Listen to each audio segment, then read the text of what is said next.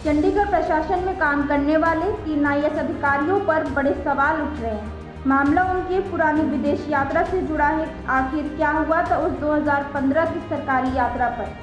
आपको विस्तार से बताते हैं कि टैक्सपेयर के पैसों से पेरिस घूम रहे चंडीगढ़ के 3 आईएएस अधिकारी इस समय चर्चा का विषय बने हुए हैं।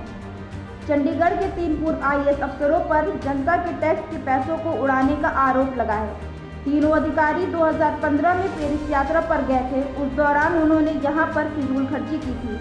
चंडीगढ़ के डायरेक्टर जनरल ऑफ ऑडिट की रिपोर्ट में ये बातें सामने आई हैं। चंडीगढ़ प्रशासन को पेरिस के ले कार्बुजिए फाउंडेशन ने इनविटेशन भेजा था। यह न्योता स्विस फ्रेंच ऑर्किड कंपनी ले कार्बुजिए की 50वीं वर्षगांठ के अवसर पर होने जा रही एक बैठक के मद्देनजर दिया गया था। इस बैठक के लिए चंडीगढ़ सरकार ने 4 अफसरों के नाम का चयन किया था।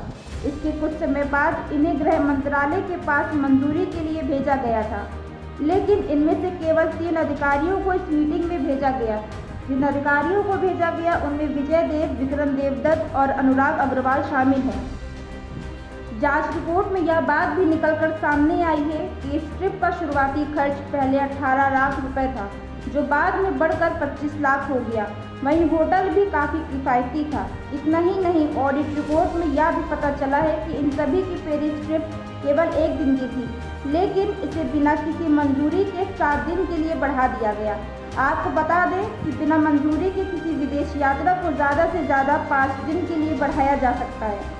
साथ ही रिपोर्ट में यह भी पाया गया है कि इन्विटेशन केवल चंडीगढ़ के मुख्य आर्किटेक्ट के लिए था, जबकि इसके बजाय सचिव स्तर के 3 अधिकारी इसमें शामिल हुए, वो भी टैक्सपेयर के खर्चों पर। ऑडिट जांच रिपोर्ट सामने आने के बाद चंडीगढ़ प्रशासन की तरफ से फिजूल खर्ची पर लगाम लगाने के लिए कई कदम उठाए हैं।